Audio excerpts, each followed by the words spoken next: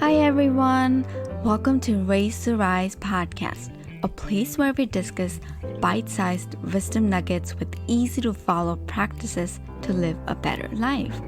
Raise to Rise podcast is supported by Ayurvedic Seva.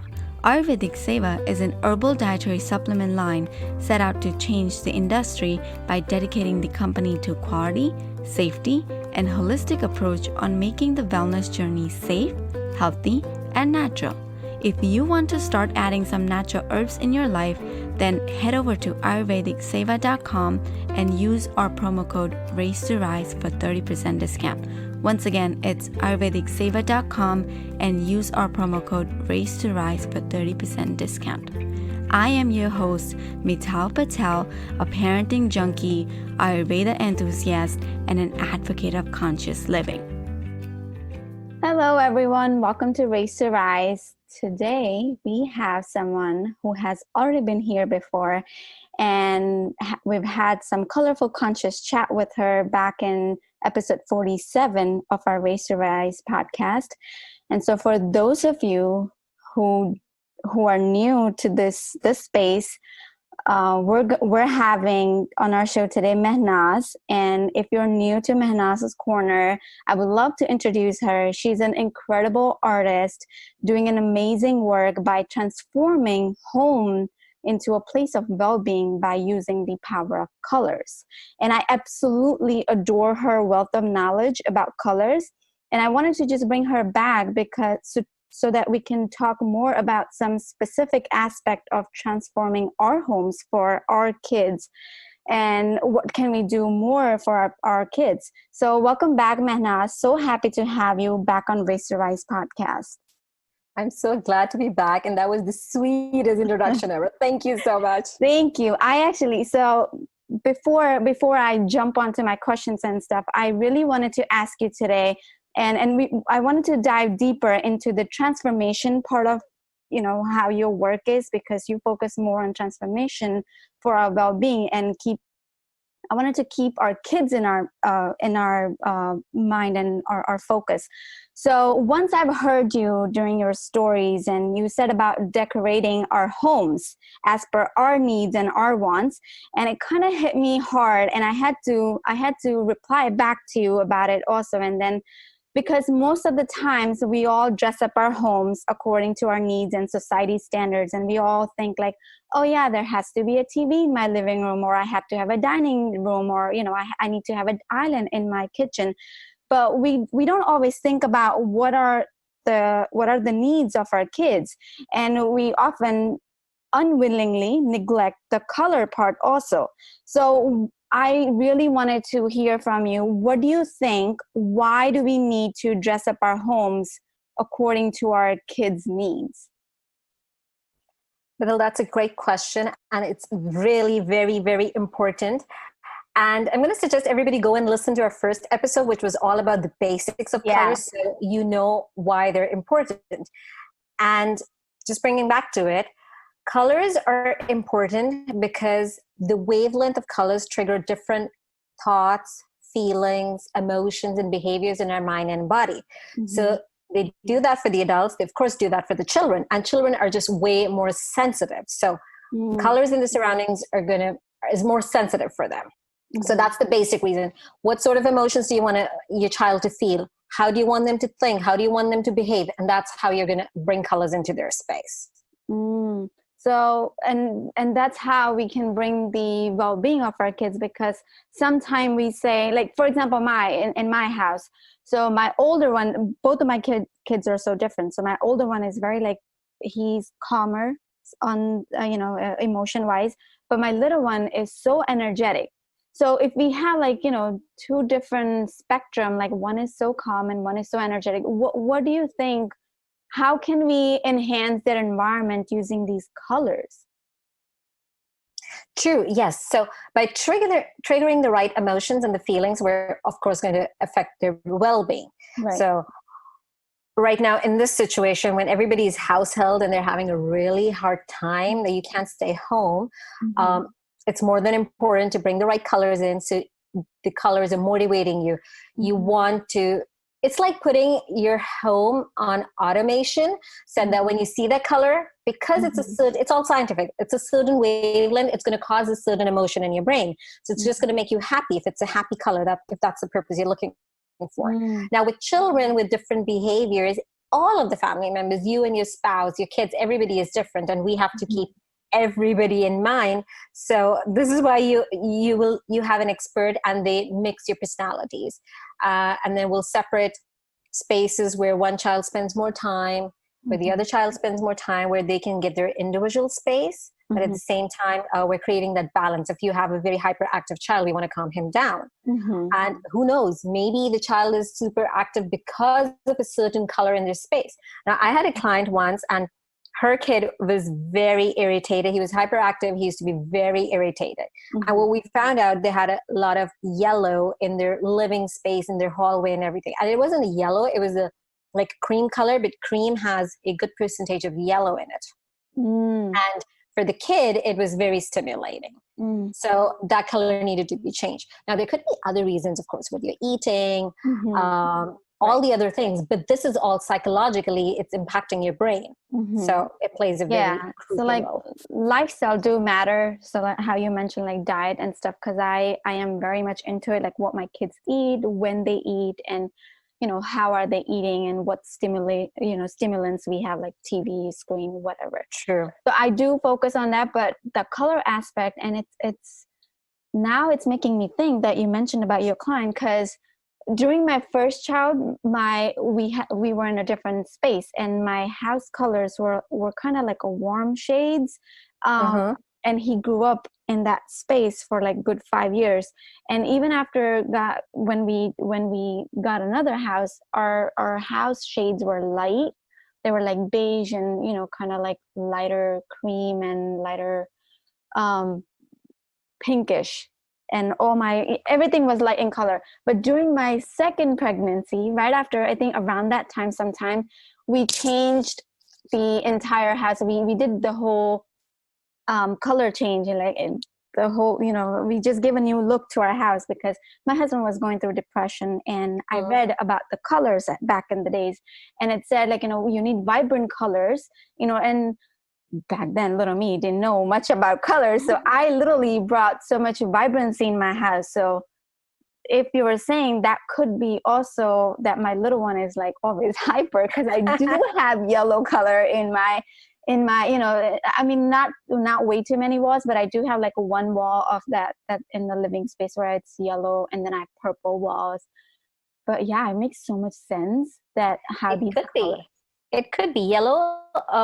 Happens to be one of the longer wavelengths in the visible spectrum. So it's very stimulating. And like I said, a little bit goes a long way. And for children, it's just going to be way too much. Right. Now, I want to point out one thing that you said about eating.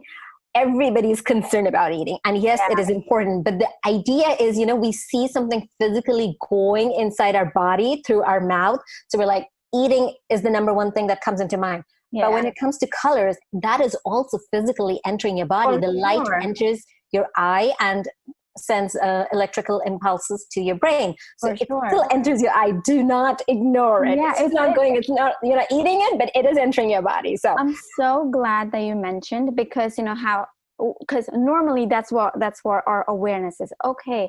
Correct. What goes inside my body? If I'm eating, that's the only thing it's going in. We forget and we neglect the other senses. Like what we hear is also going inside the body. True. What we see, it goes inside. Like what we touch, like putting creams and lotions on our body, also goes inside our body. We don't normally pay attention to that. That's true. And it's I'm glad that you mentioned that, because our 5 senses they're very important. Yes, so color aspect, balance and well-being, definitely. For and sure.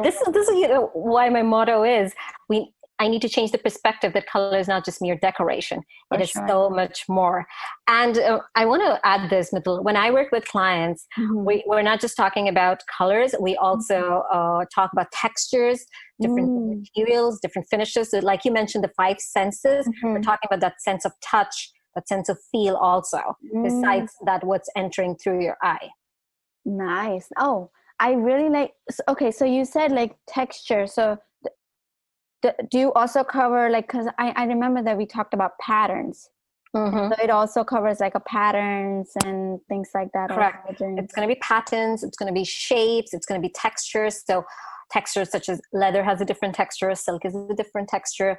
Some fuzzy textures, woolen. It's not for everybody. Everybody has different, just like when you're eating, kids don't accept some textures. Even we don't accept some food textures. So similarly, what you want to feel, what you want to touch is going to be different depending on your archetype. Oh my gosh, this is like this is super deep stuff. And it's like, I really want to go even deeper and deeper. So let's talk about, because we're mentioning colors and patterns. So normally, like, let's talk about bedrooms and stuff, because that's where currently, especially because our kids are home, spend more time because of the uncertainty and no schooling. So most of the time we have their the school desk or whatever their setup is, most of the time it's in their bedroom, because depending what kind of space you have. But at least my son's desk is in his room. And normally for boys, it's like you only have like blue or green as their color. And so I allowed my son to choose his room color, and his room color is green. Okay. Can you go a little bit deeper into this, like, having this sense of blue and green? How does it affect our kids? Yes, definitely. So let's start with the function of your space. Okay. Now, studying in a bedroom or sleeping in a bedroom are two very opposite tasks. So that cannot be combined. So you have to decide what is that you want to do better. For me, it's going to be sleeping better in the room, in the bedroom.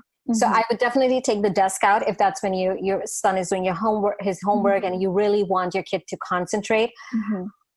If somebody's short in space, you do not have a separate space for a study or an office, then even the kitchen counter might be a better option than the bedroom. Yeah, we had to move because his study was outside in the kitchen when I'm around, and or it's in the living room.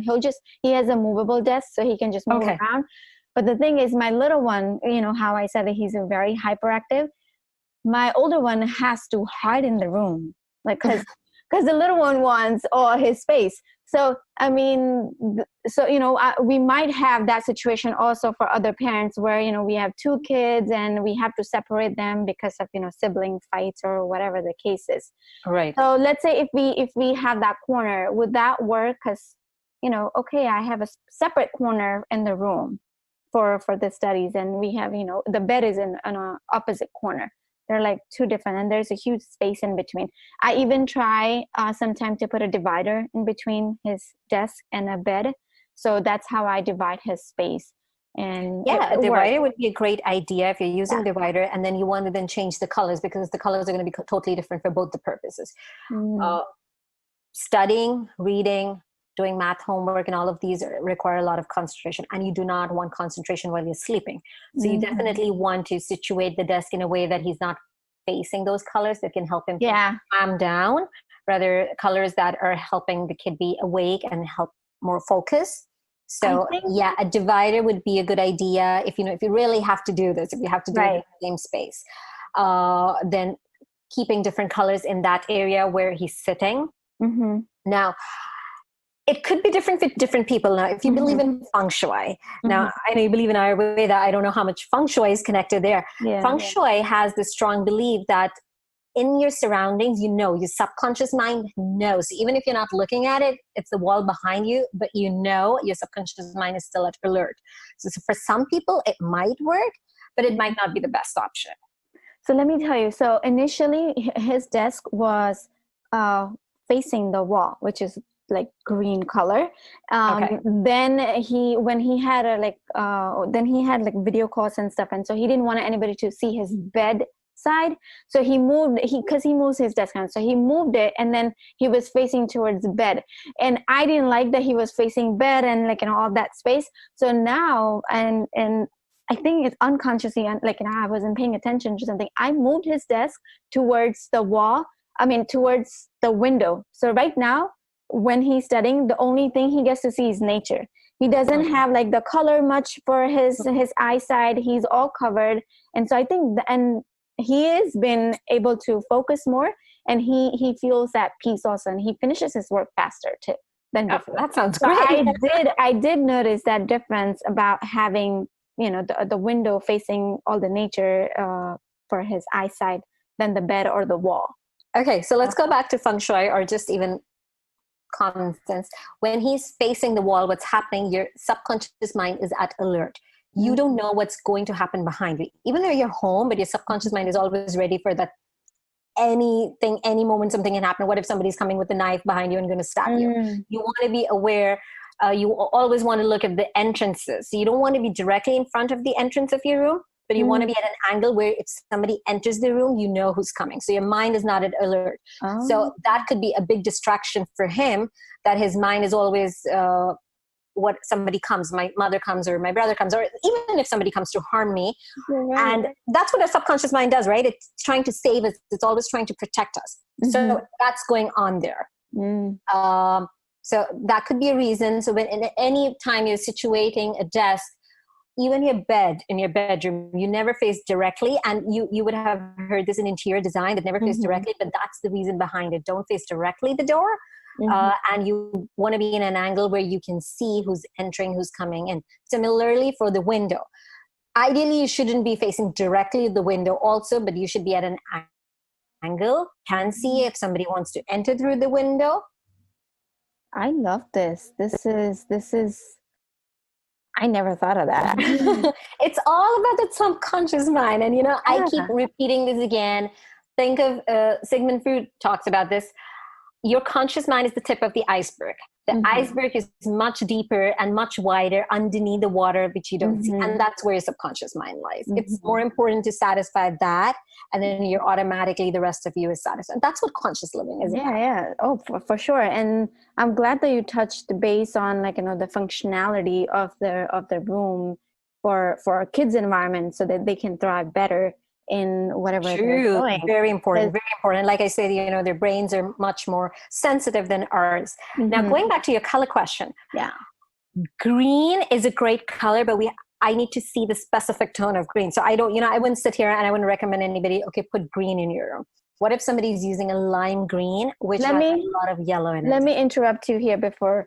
So last time in our previous episode, Mehnaz mentioned about these color tones.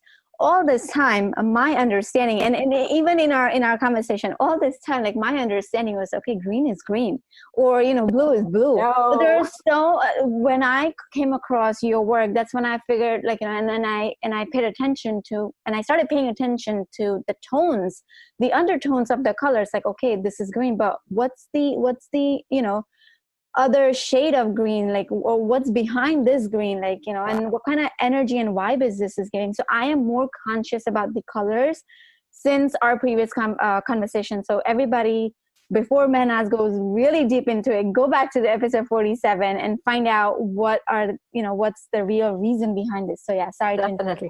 Go ahead. So you made my day. If you're conscious about it, that's it. That's what I want. You be conscious about it, and that means my hard work pays off. So yes, every green does not have the same meaning. Every blue does not have the same meaning.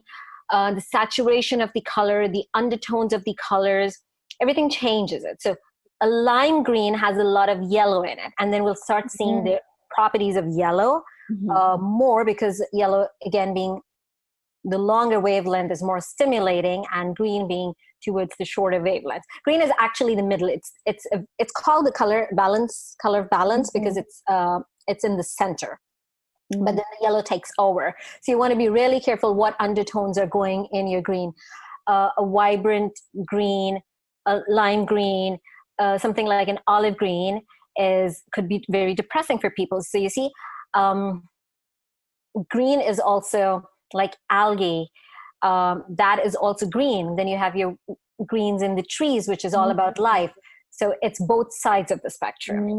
So you want to be really careful with that. So the specific tone of green is going to matter, but if you have the right tone of green, it's a really good color to have in the bedroom to aid sleep better, since it's the middle wavelength.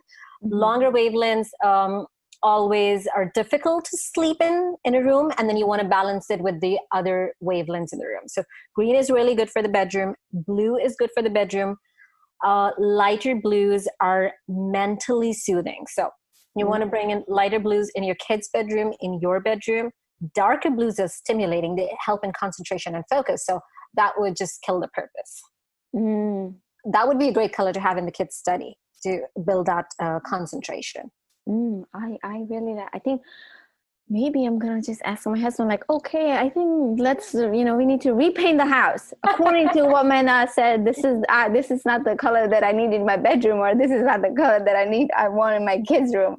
It's totally worth it, because for sure, it's effort that you have to put in now. It's an expensive to put in now, but let's look at it in the long term. It's definitely. So another color, when you mentioned boys' room, another color that comes up is red. And we see this a lot in advertising, and then people are attracted to it. That might be the trend, or that's a boys' color, dark blue and dark red, which are two colors that I wouldn't suggest using. And then, like I mentioned, the reason. So red is the longest wavelength in the visible spectrum, and it is very stimulating. It is not going to give you a good night's sleep. And for the children, it's going to be way more stimulating. So it's better to just avoid the color with the higher wavelength. Yes, that's the longer wavelength property. You can use them, you should use them, but then you have to be really careful in using them. Balance it out. Yes. Small doses. So because if you're waking up in the morning, you want something happy to look at, something stimulating. So that's okay. But a whole red room or a dark blue room, that could not be the best idea. I really like that, the color. What about the girls? What if, I don't have girls, girls. So pink. Pink. So pink is a derivative of red, basically. But you can say that a light red is pink. That's what it is. So it's still stimulating. It's still that longer wavelength, but because it's pink, then we have to look at what's pink. Is it a light pink? The pink that you get to see on my feed is physically soothing. Yeah, I really love. And that's why my feed is like that, strategically chosen to be. Okay, because do you remember, like, I think when I first came across, and I think I told you to, like, I'm addicted to your feed, because it's probably just, because it hooked me up. Like, I was just going through that. It's maybe that shade, I don't know. So I'm glad that you. It could be, because that's how I've planned it out. I want people to feel a certain feel, just like you mentioned. And so many people come and tell me, like, I just go and then I feel happy. Yeah, so for sure. It's a certain way I want them to feel. So light pink is, again, a longer wavelength, but pink could be magenta, pink could be a raspberry pink, and then it could be a light pink. Again, go back and see on my feed. Yeah. So all of these pinks are going to have different meanings. The magentas and the raspberry pinks are going to be stimulating. That kills the purpose of sleeping, because here you want to calm down. Now, all of these pinks and reds, they are physical. They stimulate the physical. So they're going to physically help you calm down. And the blues were they cause a mental reaction. So the darker blues are mentally stimulating, whereas the lighter blues are mentally soothing.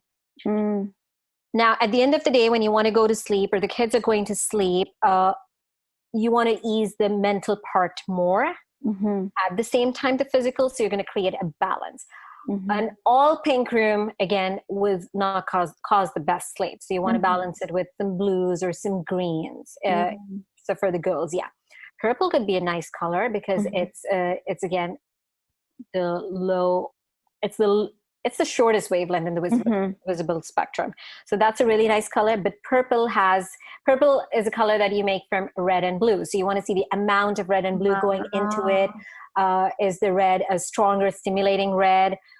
Is a dark blue that's again stimulating the mind? So you want to be really careful with that. But purple could be a really nice color to aid in sleeping better. Yes. This makes so much sense, because until now, like, I always had this, like, keeping just one color in my head. Okay, it's my boys' room. It has to be, like, either blue or green.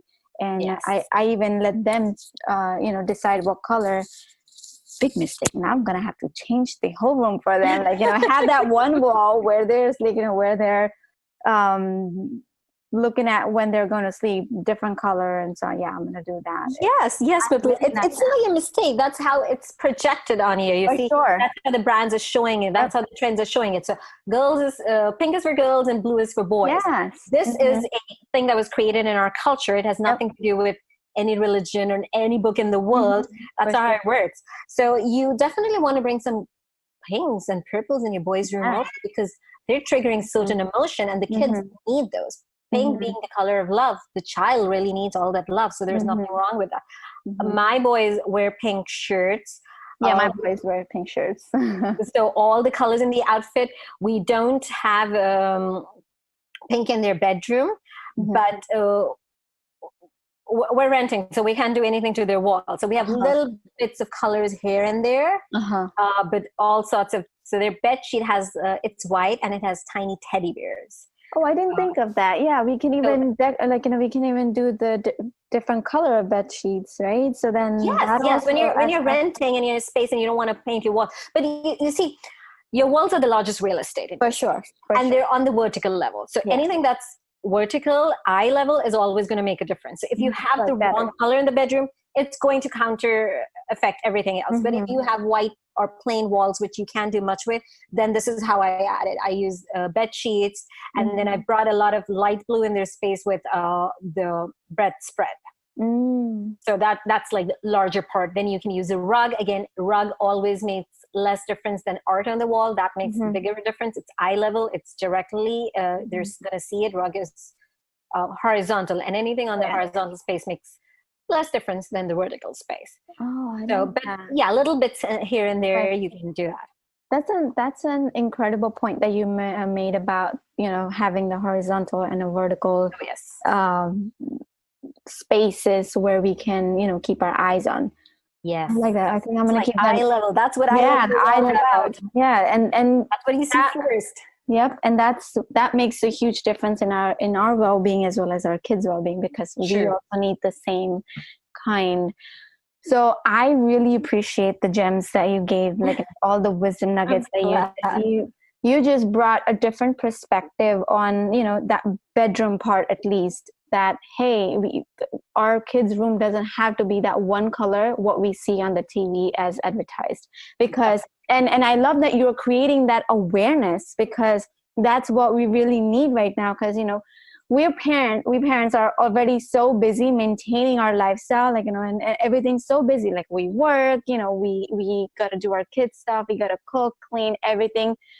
And so we unconsciously forget about these little not little, which makes a huge difference, about the colors. Like, who would have thought that color can add so much consciousness to our lifestyle? So I'm glad the work that you're doing, and I'm glad that you're, creating that awareness and sharing your work and sharing your gifts. So for those of you, are you still doing your consultations where us parents can reach out to you, and then you can? Definitely. Yeah? Yes, that's what fulfills me, and definitely doing that. If you can share a little bit more about, like, just if somebody missed out on our previous episode, can you just share, like, what exactly do you do if somebody consults you? Oh, yes. So why would you need a color psychology specialist? It's just like why you would need a nutritionist. Why would you go to Mittal for Ayurveda? Because they don't tell you what your favorite food is. That's a general concept that I already know what my favorite color is. Why do I need somebody else to tell me? So that's not what it happens. I tell you what color is good for you, just like your nutritionist is going to tell you how the food is going to affect your body, what sort of, the reactions it's going to create inside your body. Similarly, the colors, how you want to feel, how you want to function in your space, how you want to behave in your space. That's how we're going to talk about colors. And again, at a time like this, when you're homebound all the time, it has become way more than important. Sure. I know it's difficult for people to stay home, and when we are told to do something, that's just human nature. We react against it. We're feeling emotional and all of these things, but we can change this. And this is just the new norm. So it's time to accept it. And when you can change it, there are ways you can do it. And looking beyond the trends, what's trending, what's new. And the best part is, once you have the right thing, that's according to your archetype, you'll not need the field to keep changing stuff all the time. You'll be spending less money. You're going to be more conscious. You're going to leave a good footprint on the planet. Because you'll feel better. So anybody who wants to go to Mehnaz, make sure you know how you want to feel. So that way she can direct you in the right direction in that, it's really interesting. We start by talking about the function of your space, the people using the space, and the behaviors you want to exhibit in that space. And then the next task is that I need to figure out what your personality, your archetype is. Then we come on to colors. The colors come at a very later stage. So if you you might also want to forget what's your favorite color when you go to Mehnaz. Like, I'll be like, oh yeah, my favorite color is orange. Well, Metal, orange is not so good for you. We're going to figure it out. We're going to fit it somewhere. So favorite color is a very emotional thing because for some people, it's their identity. Not for everyone, but for some people. So, but anytime you have brought that, like you said, orange, if orange is your favorite color and that's why you painted all your walls orange, whenever you enter your room, you're not going to remind yourself like, my walls are orange because it's my favorite color. For sure. Okay?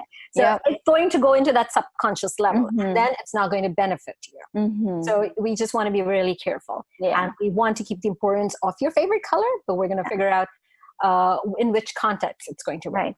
Oh, I love the way you work. I love the way, you start. Yes, you are the color specialist, but that comes at the very end, and you're looking at like a holistic picture. You're not just talking about that one aspect, even though that's your main goal, because you're here to show everyone the power of colors and what can we do with that. But you're also looking at the whole picture, like, the designs or patterns or textures and everything. So really love that. So for those of you who don't know Mehnaz, and so we can go and, follow her journey and transform our homes and create that whole sense of well-being in our house, and let's thrive all together as a family, right? Definitely. Thank you so much, Mehnaz, for doing this, for coming again and, sharing your beautiful wisdom with us and sharing your knowledge and the work that you do today. So I really appreciate you here. Thank you so much for having me, and I hope everybody has a colorful day. Yes, thank you. Thanks for listening to Raise to Rise podcast. We would absolutely love to hear your thoughts about today's episode. Please let me know you have listened to this episode and fill me with your aha moment. Share it on Instagram, tag me with hashtag Raise to Rise or at Raise to Rise, and I would love to share those to my stories and shout you out there. I would also love if you can subscribe, rate, and review the podcast. It's our brand new podcast launch, and we have some bonus giveaways going on for the top raters and reviewers.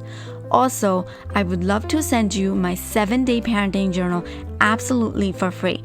All you gotta do is leave me a review in the iTunes store, take a screenshot, and email it over at raisetorisepodcast@gmail.com.